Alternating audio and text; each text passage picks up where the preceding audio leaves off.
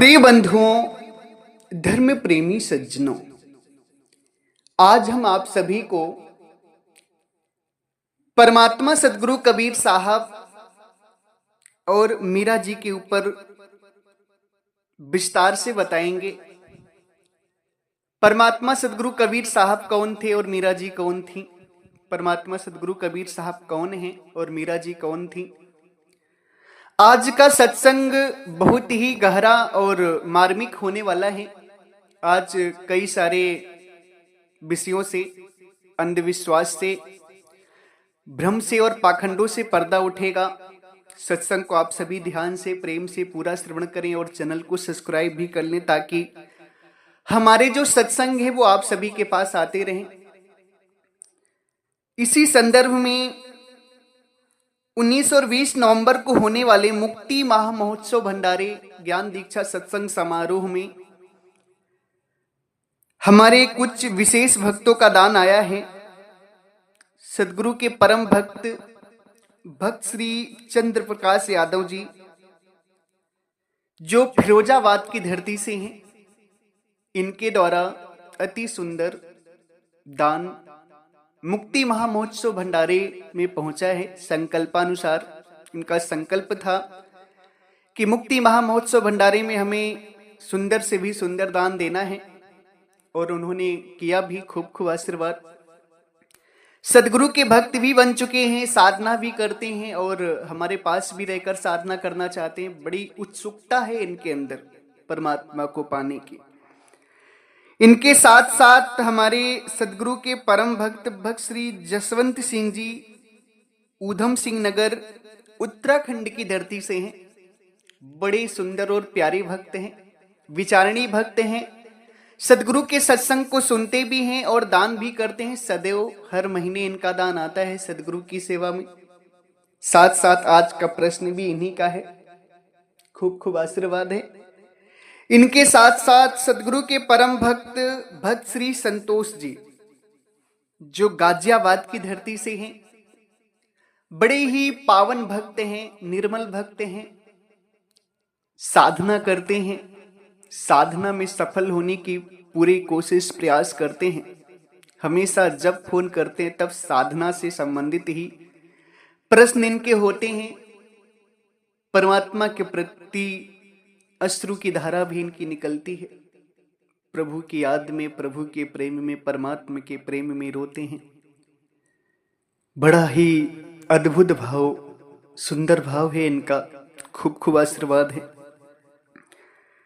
सज्जनों, बात जब मीरा की आती है तो भक्ति के विषय में मीरा का नाम सबसे आगे आता है, मगर मीरा के विषय में कुछ गलत फहमियां भी लोगों ने फैला रखी हैं। सज्जनों, मीरा जी का जो जन्म है, मीरा जी का जन्म 1498 में राजस्थान में हुआ था, राजस्थान की धरती में। उनके पिता का नाम रतन सिंह और माता का नाम वीर कुमारी था। इनकी मृत्यु 1547 में हुई थी। मीरा जी की मृत्यु के ऊपर लेकर आज हमें बड़ा खुलासा करना है। आप सभी सत्संग ध्यान से सुने।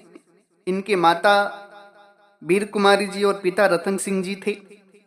मीरा जी भक्ति बहुत अच्छी करती थी, कृष्ण जी की उपासक थी।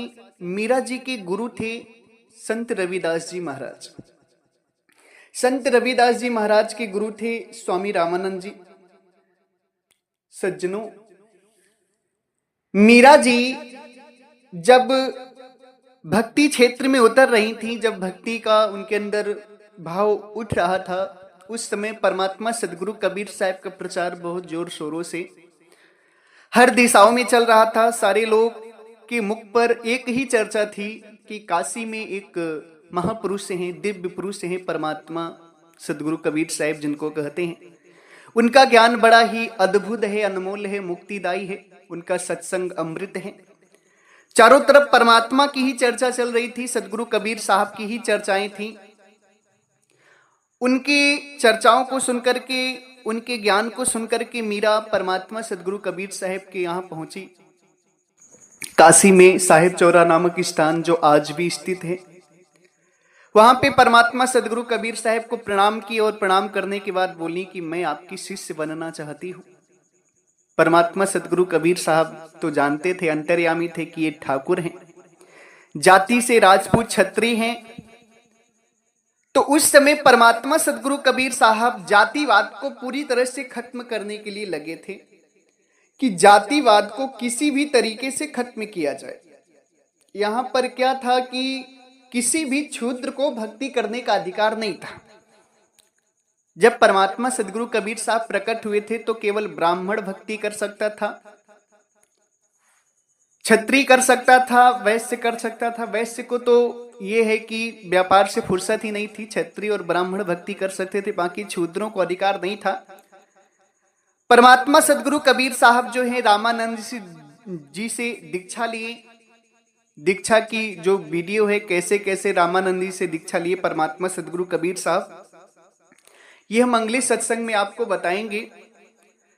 तो सज्जनों, परमात्मा सदगुरु कबीर साहब का जो लालन पालन हुआ था वो नीरू और नीमा नामक जुलाहों के घर में हुआ था, जिनके कारण सभी लोग परमात्मा सदगुरु कबीर साहब को जुलाहा कहते थे।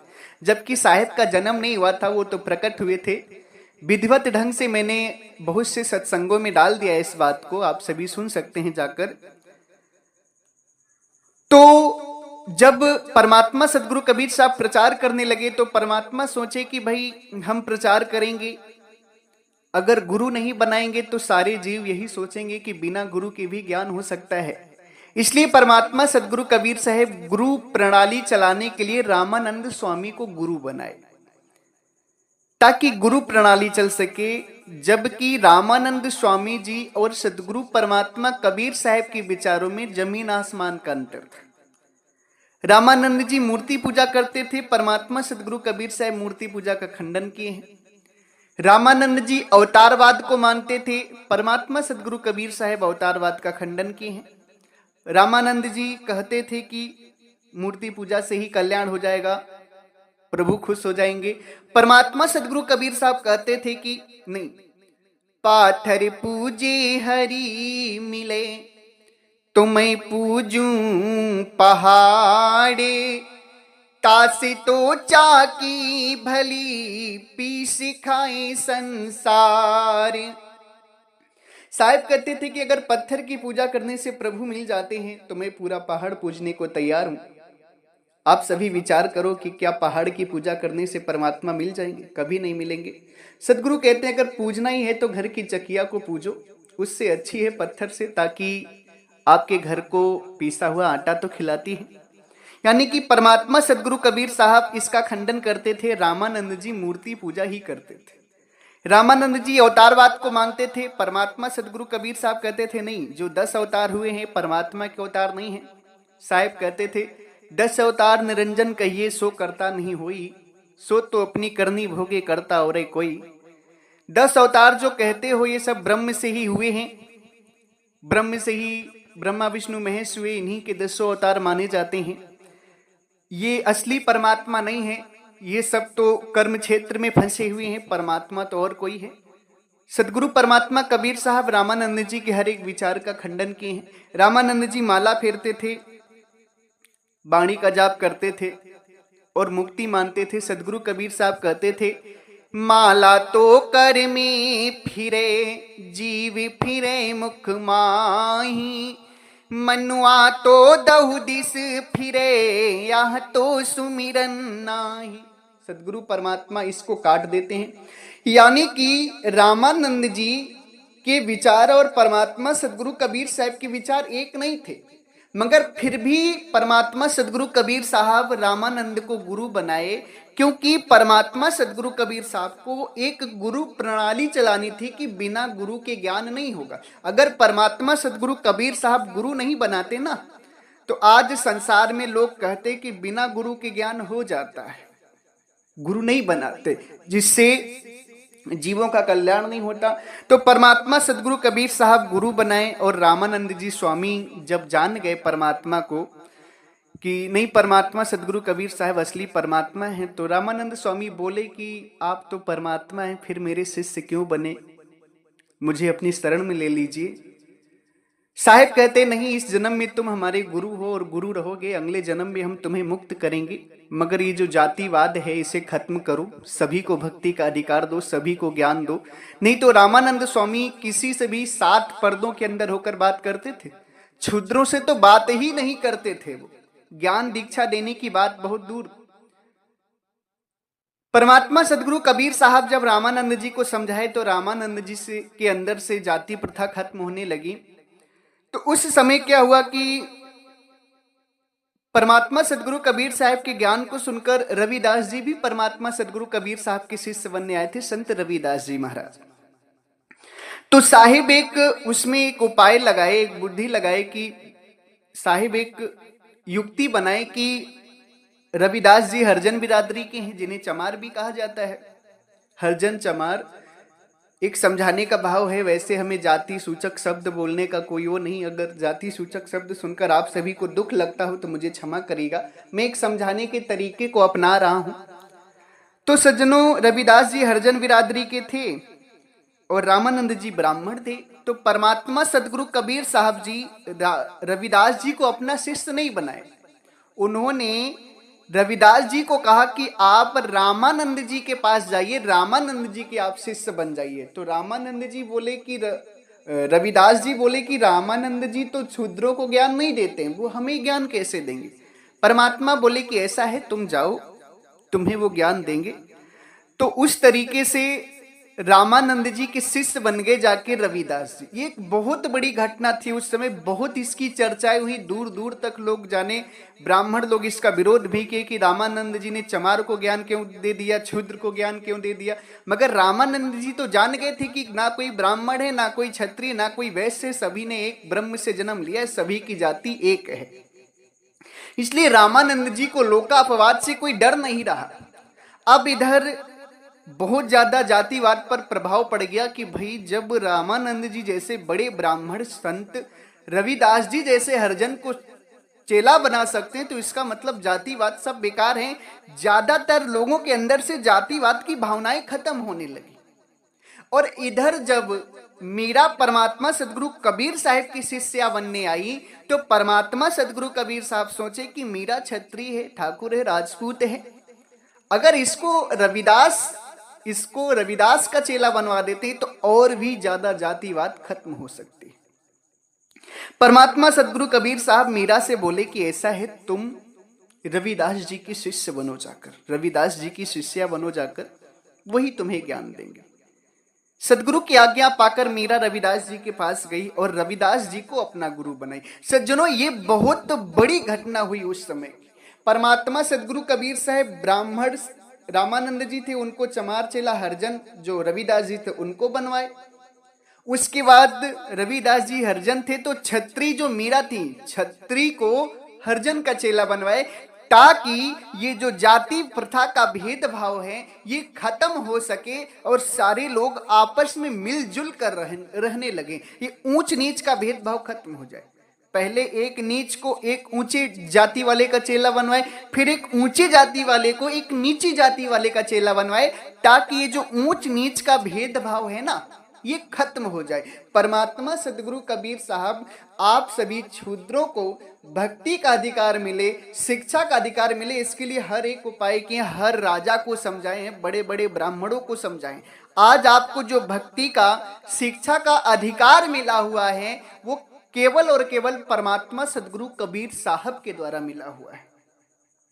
तो सज्जनों, जब मीरा जी रविदास की भक्ति ले ली, रविदास से शिष्य बन गई, तो कृष्ण की भक्ति करने लगी और कृष्ण के ही गीत गाए हैं उन्होंने। अब मीरा जी को परमात्मा सदगुरु कबीर साहब को जो लोग एक कहते हैं कि मीरा जी एक हैं, परमात्मा सदगुरु कबीर साहब एक हैं, तो ऐसा कदाप नहीं है। परमात्मा सदगुरु कबीर साहब कृष्ण जी का खंडन किए हैं और मीरा जी कृष्ण की ही भक्ति करती थी। साहिब कहते हैं कृष्ण के विषय में कि मरी गए ब्रह्मा काशी के वासी, शिवा सहित मुई अविनाशी, मथुरा के मरी गए कृष्ण गुआरा मरी मरी गए दासो अवतारा, मथुरा के मरी गए कृष्ण गुआरा, मरी मरी गए दासो अवतारा। साहिब कहते हैं कि मरी गए ब्रह्मा काशी के वासी, शिवा सहित मुए अविनाशी। ब्रह्मा विष्णु महेश जिनको तुम अविनाशी मानते हो, सबके सब मर गए, जन्म मरण में फंसे हैं, ये परमात्मा नहीं है। मथुरा के जो कृष्ण थे वो भी मर गए, मथुरा के मर गए कृष्ण गुआरा, मरी मरी गए 10 अवतार। जितने भी 10 अवतार हुए सब मर गए, सब जन्म मरण में जा रहे, कोई परमात्मा नहीं। और उन्हीं 10 अवतारों में से एक अवतार कृष्ण को मीरा परमात्मा मानती थी और कृष्ण की भक्ति करती थी मीरा। परमात्मा सदगुरु कबीर साहब कृष्ण का खंडन किए कि कृष्ण मर गए, कृष्ण जन्म मरण में फंसे हुए हैं, मुरलीधर कृष्ण, इनकी भक्ति से मुक्ति नहीं होगी। साहिब क्या कहते हैं कि कृष्ण समीपी पांडेवा, गले हिमालय जाए, लोहा को पारस मिले, काहे को काई खाए। कृष्ण समीपी पांडवा, गले हिमालय जाए, लोहा को पारस मिले, काहे को काई खाए, काहे को काई खाए। अगर कृष्ण को तुम परमात्मा मानते हो तो कृष्ण के समीप रहने वाले पांडव, कृष्ण के विचारों से ही हर कार्य को करने वाले पांडव हिमालय पे जा करके गल गए। साहिब कहते हैं कि अगर लोहा को पारस पत्थर मिल जाए तो सोना बन जाएगा, ना कि काई खाएगा। इसी तरीके से परमात्मा के सानिध्य में जो पहुंच गया वो मुक्त हो जाएगा, ना कि हिमालय पर जाकर गलेगा। यानी कि कृष्ण को जो परमात्मा मानते हैं वो सरासर गलत कहते हैं। कृष्ण परमात्मा नहीं थे, न ही कृष्ण को की मुक्ति हुई थी, कृष्ण जन्म मरण में फंसे थे। साहिब कहते भी हैं कि कृष्ण के समीप रहने वाले पांडव, तुम कृष्ण को परमात्मा मानते हो, सोचते हो कृष्ण मिल जाएंगे तो तुम्हारा कल्याण हो जाएगा, मगर कृष्ण के समीप रहने वाले 5 पांडव जो कि हर कार्य कृष्ण जी के विचारों से किए, कृष्ण जो कहते थे वही वो लोग करते थे। कृष्ण के कहने पर युद्ध और कृष्ण के कहने पर यज्ञ, कृष्ण के कहने पे निमंत्रण, कृष्ण के कहने पे राज्य के नियम, हर चीज कृष्ण के कहने पर ही करते थे और हमेशा कृष्ण के ही सानिध्य में रहते थे, समीप रहते थे। साहिब कहते थे कृष्ण के समीप रहने वाले पांडव जो हमेशा समीप रहते थे वो तो हिमालय पर जाकर गल गए, और तुम सोचते हो कृष्ण मिल जाएंगे तो हमारी मुक्ति हो जाएगी। अरे जब कृष्ण परमात्मा थे तो लोहा को अगर पारस पत्थर मिल जाए तो सोना बन जाता है, काई नहीं खाता है, वो मूर्छा नहीं लगता है, फिर वो बर्बाद नहीं होता है लोहा, वो सोना बन जाता है। इसलिए कृष्ण जी परमात्मा नहीं थे। अब मीरा जी कृष्ण की भक्ति करती थी और परमात्मा सदगुरु कबीर साहब कृष्ण जी को परमात्मा भी नहीं बताते और मुक्त भी नहीं बताते, एकदम से खंडन कर देते हैं। इसलिए आप लोग जो मीरा और परमात्मा सदगुरु कबीर साहब को एक मानते हो, मानना बंद कर दीजिए। दूसरी चीज, आजकल आप लोग जो कहते हैं कि मीरा जी जब मृत्यु हुई थी तो उनकी शरीर नहीं मिली थी, ये एकदम सरासर गलत है। आपके साथ धोखा किया गया है। जो भी व्यक्ति संसार में जन्म लिया है, देखिए मैं कहता हूं जिसने जन्म लिया है ना, इस बात को ध्यान रखना, जिस भी व्यक्ति ने संसार में जन्म लिया है उसकी मृत्यु भी निश्चित है, और जो शरीर पकड़ करके आया है माता के गर्भ से उसकी शरीर भी मिलेगी। हाँ, इसमें कारण हो सकता है, जैसे जिसका जन्म हुआ उसकी मृत्यु अवश्य होगी, निश्चित होगी, उस शरीर भी मिलेगा। सदगुरु परमात्मा कबीर साहब कहते हैं जो उगे सो अथवे जन्मे सो मर जाए। जो उगता है वो अस्त भी होता है, जो जन्म लेता है वो मर भी जाता है। अब इसमें बात आती कि मीरा जी को लोग कहते हैं कि कृष्ण की भक्ति करते करते कृष्ण की मूर्ति में समा गई, जो कि सरासर गलत है, ऐसा कुछ भी नहीं है। ये आपकी आंखों में धूल झोंकी गई और कुछ नहीं किया गया। इस संसार में जिसने भी माता के गर्भ से आया है, शरीर पकड़ा है, वो व्यक्ति शरीर छोड़कर मरता है। मगर हाँ, कुछ लोग क्या सोचते हैं, जैसे मीरा जी के विचार क्या हो सकते हैं, कुछ लोग क्या सोचते हैं, जैसे उनका सोचना ये होता है कि मेरे जीवन में मेरे शरीर से ना जाने कितने अनगिनत पाप हुए हैं। अगर मैं अपने लोगों के बीच में शरीर को छोड़ूंगा, मृत्यु सैया पर लेटूंगा, तो लोग मेरे शरीर को जला देंगे, गाड़ देंगे, नष्ट कर देंगे। इसलिए वो लोग क्या सोचते हैं कि मरना भला विदेश का, जहां पिना नहीं कोई, काग गिद्ध भक्षण करे नित्य भंडारा होई। वो लोग ये सोचते हैं कि मेरे जीवन में बहुत सारे पाप हो गए हैं, कितने जीव मरे, कितने जीव को हमने जान से मार दिया, कितने को अनजाने में मार दिया, कितने जीवों को हम खा गए। इसलिए हम ऐसी जगह पर हमारी मृत्यु हो जहां अपना कोई भी ना हो, जंगल में हो, झाड़ियों जंगल में हो, अनजान जगह हो जहां अपना कोई भी ना हो, ताकि हमारी जो शरीर छूटे, उस शरीर का काग गिद्ध जीव जंतु भक्षण करें, ताकि हमारा जो पाप की भरपाई हो सके, हमारे शरीर का भंडारा हो सके। इस सोच को लेकर के बहुत से संतों ने शरीर अपनी जो है समाज में नहीं छोड़ी, अत्यंत कहीं जाकर छोड़े, जिसको लोगों ने यह कह दिया कि वो शरीर मीरा की शरीर नहीं मिले। जबकि मीरा जी का विचार जो था वो यह था कि मेरे शरीर से जो पाप हुए हैं, इन पापों की भरपाई के लिए मैं ऐसी जगह शरीर त्यागूं जहां अपना कोई भी ना, ताकि मेरे शरीर को जीव जंतु आहार करके अपना पेट भर सके। इसलिए प्यारे भक्त जनों, जो लोग यह सोचते हैं कि मीरा जी की शरीर नहीं मिली थी, वो सरासर गलत कहते। आपकी आंखों में धूल झोंकी गई है। मीरा जी ने समाज में शरीर नहीं छोड़ी, ये एक अलग बात है, क्योंकि विचार होते अपने अपने की मरना भला विदेश का, जहां अपना नहीं कोई, काग गिद्ध भक्षण करे नित्य भंडारा हो। जैसे आपके आंख में एक बहुत बड़ी धूल झोंकी जाती है, आप लोग उससे भी विचार नहीं कर पाते। आज लोग क्या कहते हैं कि सृष्टि जी का सृजन ब्रह्मा जी ने किया, ब्रह्मा जी के मुख से ब्राह्मण पैदा हुए, भुजाओं से क्षत्रिय पैदा हुए, जंघों से वैश्य पैदा हुए, पैरों से शूद्र पैदा हुए। इसलिए महान ब्राह्मण है, फिर क्षत्रिय है, फिर वैश्य है, फिर शूद्र है। अब आप विचार करो, कितनी बड़ी आंख में धूल झोंकी जा रही है आपके। क्या किसी के मुख से कोई पैदा हुआ है आज तक? ब्राह्मण मां के गर्भ से पैदा होता है, क्षत्रिय मां के गर्भ से पैदा होता है, शूद्र मां के गर्भ से पैदा होता है, वैश्य मां के गर्भ से पैदा होता है। क्या मां के मुख से कोई पैदा हुआ है? क्या मां के भुजाओं से कोई पैदा हुआ है? क्या जंघों से या पैर से कोई पैदा हुआ? नहीं ना हुआ है।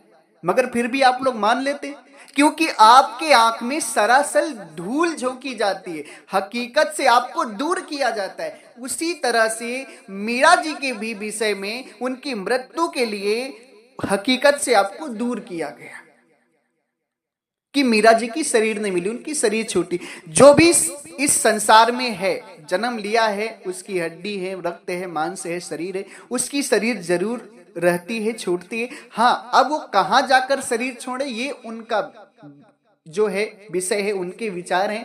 कुछ लोग अपनी शरीर को समाज में देना पसंद करते हैं, सबके सामने छोड़ते हैं। कुछ लोग ये सोचते हैं कि जंगल झाड़ियों में अपनी शरीर छोड़ें, ताकि हमारे शरीर को काग गिद्ध जीव जंतु भक्षण करें और हमारा भंडारा हो सके। इसलिए प्यारे भक्तजनों, परमात्मा सदगुरु कबीर साहब जिस तरीके से अंतर ध्यान हुए थे, उस तरीके से मीरा का नहीं। आप लोग इस चीज को सोचना बंद कर दें। ये चीज आप गलत सोचते हैं कि मीरा की शरीर नहीं मिली तो मीरा परमात्मा सदगुरु कबीर साहब की तरह हो गई। परमात्मा सदगुरु कबीर साहब की भी शरीर नहीं मिली। नहीं, परमात्मा सदगुरु कबीर साहब का जन्म नहीं हुआ था, उनकी मृत्यु भी नहीं हुई। वो अपने शरीर, अपने देश चले गए। उनकी निहितत्व की शरीर थी, तत्व था नहीं, एक धोखे मात्र की शरीर थी। सदगुरु कहते भी हैं, देह नहीं पर दर से देही, और कहाई कबीर हम सबद सने। परमात्मा सदगुरु कबीर साहब की देह नहीं थी, मात्र दिखने मात्र में आ रही थी। इन बातों को मैंने 3-4 वीडियो में डाला है परमात्मा सदगुरु कबीर साहब के प्रति। एक वीडियो है सच्चे साहब कौन है, एक वीडियो है सच्चे सदगुरु कौन है, एक वीडियो है गुरु सदगुरु में अंतर क्या है। इन तीनों वीडियो में मैंने परमात्मा सदगुरु कबीर साहब के विषय में विधिवत ढंग से बताया है। आप सभी जाकर के उन सत्संगों को श्रवण कर सकते हैं। परमात्मा सदगुरु कबीर साहब अंतर ध्यान थे, उनकी शरीर नहीं मिली क्योंकि उनका जन्म नहीं हुआ था, उनकी शरीर नहीं थी। मीरा जी का जन्म हुआ था, मैंने पहले ही बता दिया कि 1498 में मीरा जी का जन्म राजस्थान की धरती में हुआ, जिनके माता का नाम वीर कुमारी था और पिता का नाम रतन सिंह था। जब माता पिता से जन्म लिए हैं तो शरीर धारण किए तो छोड़कर जरूर मरेंगे। अब ये उनका विषय है कि वो कहाँ शरीर छोड़ना चाहते हैं, समाज में छोड़ना चाहते हैं कि जंगल झाड़ियों में छोड़ना चाहते हैं। समाज में छोड़ते तो समाज के लोग जानते कि उनकी शरीर मिली है। अब जंगल झाड़ियों में छोड़ दिए ताकि काग गिद्ध भक्षण करें, तो इस तरीके से उनका विचार था कि भाई हम जंगल में शरीर छोड़े, जंगल में छोड़ दिए। अब इस चीज को आपकी आंख में धूल झोंक दी गई कि मीरा जी भक्ति करते करते कृष्ण की मूर्ति में समा गई। ये सरासर गलत है, आपके साथ गलत किया गया, धूल झोंकी गई आपकी आंखों में, सच्चाई को आपसे छुपाया गया। इसलिए आप सभी सच्चाई को जानने की कोशिश करें। आजकल 3 लोग की जो भी भक्तियां हैं उनमें ज्यादा से ज्यादा आपकी आंखों में धूल झोंकने का काम किया जाता है। इसलिए विवेकी बने, ज्ञानी बने, विचारक बने, अंधविश्वासों में ना फंसे आप। बात है बहुत सारे लोग संत लोग सोचते हैं कि मरना भला विदेश का, जहां अपना नहीं कोई, काग गिद्ध भक्षण करें, नित्य भंडारा होए, नित्य भंडारा होए। मरना ऐसी जगह हो जहां अपना कोई भी ना हो, काग और गिद्ध पशु पक्षी हमारे शरीर का भक्षण करें, हमारा नित्य भंडारा होगा, जो पाप की भरपाई होगी वो पूरी हो जाएगी। ऐसा नहीं है कि जो माता के गर्भ से आया है और शरीर विलीन कर दिया है, शरीर नहीं मिली है, मगर ये है कि वो ऐसी जगह मिली है जहां उनको जानने वाले लोग नहीं हैं। जंगली जानवरों ने उनका आहार कर लिया, जीवाणुओं ने आहार कर लिया, पशु पक्षियों ने आहार कर लिया। वो एक अपने शरीर से परमारथ के लिए सोचते हैं, जाते जाते एक परमारथ और हो जाए, इसलिए अनजान जगह अपने शरीर को छोड़कर जाते हैं। परमात्मा सदगुरु कबीर साहब हर कोई थोड़ी है जो कि उनकी तरह बिना शरीर के थे और बिना शरीर दिए चले गए। वो परमात्मा थे, ये जीव आत्माएं हैं, इनमें और परमात्मा सदगुरु कबीर साहब में कोई मेल ही नहीं है। इसलिए प्यारे भक्तजनों, अपने विवेक की आंख को बढ़ाओ और ज्ञानी बनो, विवेकी बनो, पारखी बनो, तभी आप सभी का कल्याण हो सकता है। नहीं तो संसार में पग पग पर आपको भरमाने वाले और गुमराह करने वाले लोग बैठे हुए हैं। इसी के साथ हम अपनी वाणी को विराम देते हैं। अगर हमारी वाणी वचनों से, शब्दों से आप सभी किसी भी संत महापुरुष, भक्त हंस जन, मीरा को मानने वाले भक्त जन, मीरा के उपासक, मीरा के प्रचारक, आप सभी किसी भी को कष्ट लगा हो मेरी बातों से, मेरे शब्दों से, तो हम आप सभी से चरणों में, आप सभी के चरणों में सर रख करके क्षमा प्रार्थी हैं। मैंने आपको दुख देने के लिए, कष्ट पहुंचाने के लिए बातें नहीं बोली हैं, ना ही मेरी आपसे कोई दुश्मनी है। आप मेरी बातों को गहराई से समझने का प्रयास कीजिएगा, ना कि मुझसे दुखी होइएगा, दुश्मनी समझिएगा। मेरी कोई दुश्मनी नहीं, बस मैं आपको असलियत से रूबरू करा रहा हूं। इसी के साथ अगर आप सभी को बुरा लगा हो तो पुनः आप सभी के चरणों में सर रख करके मैं क्षमा प्रार्थी हूं, मुझे क्षमा करें।